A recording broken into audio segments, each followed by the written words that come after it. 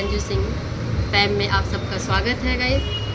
आज हम बात करेंगे अमित शाह के जो विधेयक इन्होंने पेश किया है 130 अमेंडमेंट बिल जो है, संशोधन बिल जो है, उसको इन्होंने वो कर दिया है, पेश कर दिया। काफ़ी हंगामा हुआ है संसद में और इतना हंगामा हुआ है गाइस कि उसको थोड़ी देर के लिए सदन को स्थगित किया गया है। गाइस वो बिल है क्या और इस बिल से लोग इतने घबराए क्यों हैं?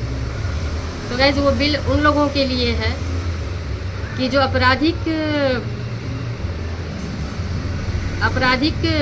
व्यवस्थाओं में लिप्त है, उसके बावजूद भी राजनीति में है, धोखाधड़ी कर रहे हैं, चीटिंग कर रहे हैं और आपराधिक घटनाओं में संलिप्त है, उनके नाम आ रहे हैं।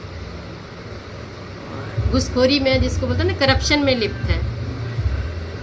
करप्शन करने के बावजूद भी बड़े पद पर वो हैं और बड़े पद पे होने के बावजूद भी वो पद नहीं छोड़ रहे हैं।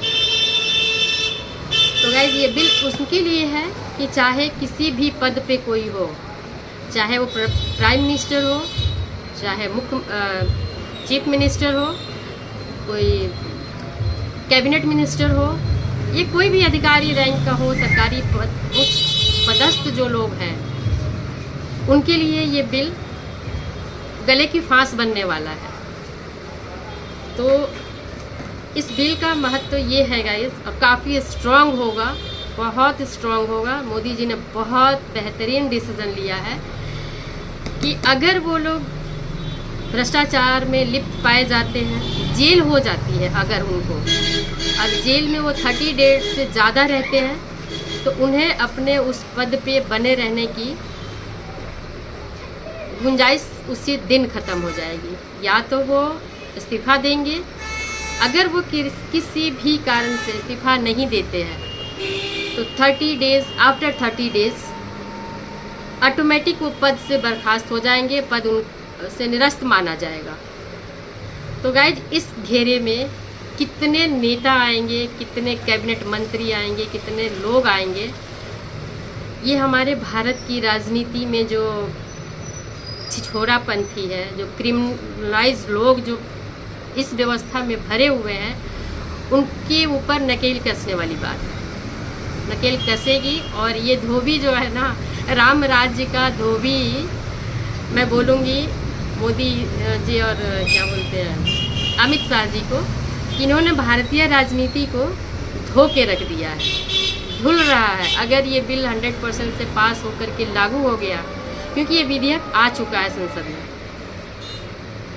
तो गाइज मैं तो बहुत खुश हूँ इस बिल को सुन करके, पढ़ करके, कि इसमें गाइज किसी भी तरह का कोई एक तरफा डिसीजन नहीं है कि हाँ पीएम है तो उनके लिए नहीं है, सीएम है तो उनके लिए नहीं है। हर किसी के लिए व्यवस्था है।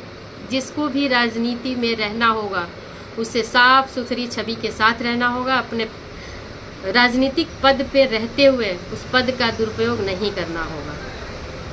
अगर वो करेंगे तो अपने पद से तो जाएंगे, और बाकी जो उनके ऊपर मुकदमे चलेंगे, जो कोर्ट की कार्रवाई होगी, उसके जो फैसले होंगे वो तो बाद में होंगे, लेकिन तत्काल प्रभाव से उन्हें पद छोड़ना पड़ेगा। अगर वो नहीं छोड़ते हैं तो ऑटोमेटिक छूट जाएगा।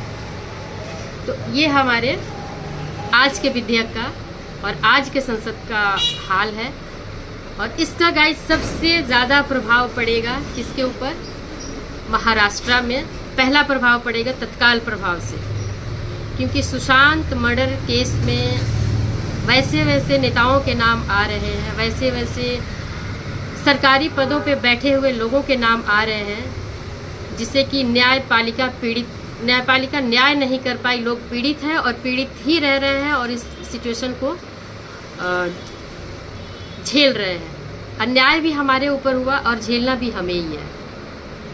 इस तरह की सिचुएशन से हम काफ़ी टाइम से, मैं क्या पूरी जनता त्रस्त थी, और इस डिसीजन से बहुतों की कुर्सी हिलने वाली है, बहुतों के साथ न्याय होने वाला है, और न्याय का पहला जो एसएस वॉरियर्स हैं उनको सफलता मिलेगी और उनके रास्ते खुल रहे हैं और उन राजनेताओं के रास्ते बंद होने वाले हैं जो इस तरह के कारनामों में लिप्त रहे हैं गाइस। तो लोग कहते हैं कि सरकारें कुछ नहीं करती, सभी सरकारें एक जैसी है। गाइस आप लोग तुलना कीजिए, चेक कीजिए कि आज तक हमारे भारत में, जब से भारत आज़ाद हुआ, जब से कानून व्यवस्था, सरकारें हमारे स्वतंत्र हैं और देश के लिए काम कर रही, आज तक किसी की हिम्मत नहीं हुई कि इस तरह का डिसीजन लिया जाए, बिल में संशोधन करके इतने स्ट्रॉन्ग कानून को लाया जाए।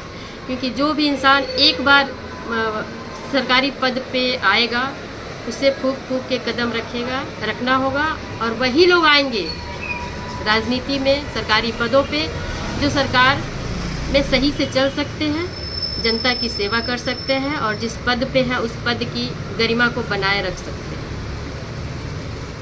तो गैस मैं तो बहुत खुश हूँ। बहुत लोगों के तोते उड़े हुए हैं, उड़े रहेंगे। लेकिन ये देखिए, लोग कहते थे ना, आज से 10 साल 12 साल पहले हम लोग सब सोचते थे, कहते थे कि राम राज्य कैसे आएगा, और मोदी जी का नारा था कि राम राज्य लाएंगे। तो राम राज्य का मतलब है कि न्यायपालिका सुधारी जाएगी, सभी को न्याय मिलेगा। इस तरह से राम राज आएगा, ना कि सिर्फ किताबें पढ़ने से, बातें करने से राम राज नहीं आएगा। कर्म करना होगा हमें। कर्म करने के लिए हमें सरकारी तंत्र से जुड़ना होगा, और सरकारी तंत्र से जब जुड़ेंगे, जब सरकार के अंदर की चीज़ें साफ होगी, गंदे लोग जब निकल जाएंगे, अच्छे लोग जब राजनीति में आएंगे, तो जब राजनीति सही होगी तो हमारे देश के नीचे की जो भ्रष्टाचार है वो धीरे धीरे धीरे धीरे खत्म होगा। बोलते हैं ना, जैसा राजा वैसा प्रजा। तो हैंड्सअप है मोदी जी के लिए और अमित शाह जी के लिए, इन्होंने कईयों के तोते उड़ा दिए। और तोते उड़ाना मतलब किसी के साथ दुश्मनी नहीं है। ये जो कुछ किया जा रहा है वो सिर्फ देश के लिए किया जा रहा है। देश में रह रहे लोग जो भ्रष्टाचार में लिप्त हैं, उन भ्रष्टाचारियों के लिए ये एक मास्टर स्ट्रोक है। इस मास्टर स्ट्रोक से बहुत सारी चीज़ें साफ होने लगेंगी गाइस। ये वॉशिंग मशीन है जिसमें कि देश की राजनीति साफ होने वाली है। तो उम्मीद करते हैं गाइस कि ये 2025 में जो अमेंडमेंट, बिल का अमेंडमेंट हो रहा है, 130 नंबर जो है, इसके चेंजेस से हमें आने वाले भविष्य में भारतीय राजनीति में बहुत सुधार देखने को मिलेगा। और अब हमारी तो चलो कुछ है, लेकिन आने वाली पीढ़ियां एक स्वतंत्र, न्यायपूर्ण और अराजकता से परे, भ्रष्टाचार से परे, साफ सुथरे राजनीतिक माहौल में, साफ सुथरे देश में सभी लोग खुली हवा की सांस लेंगे, सभी लोगों को न्याय मिलेगा। और जब अन्यायी ऊपर जाएंगे नहीं तो न्याय भी प्रभावित नहीं होगा। तो गाइस मैं उम्मीद करती हूँ कि आज के बिल से, और जिस दिन से भी ये लागू होगा, उस दिन से भारतीय राजनीति बदल जाएगी, भारतीय समाज में एक साफ सुथरी राजनीति होगी। उम्मीद करती हूँ ऐसे। और आगे अब मैं लेके आऊँगी वीडियो नेक्स्ट सुशांत सिंह राजपूत पे। तो सुशांत सिंह राजपूत का नेक्स्ट वीडियो देखने के लिए आप लोग वेट कीजिए मेरा।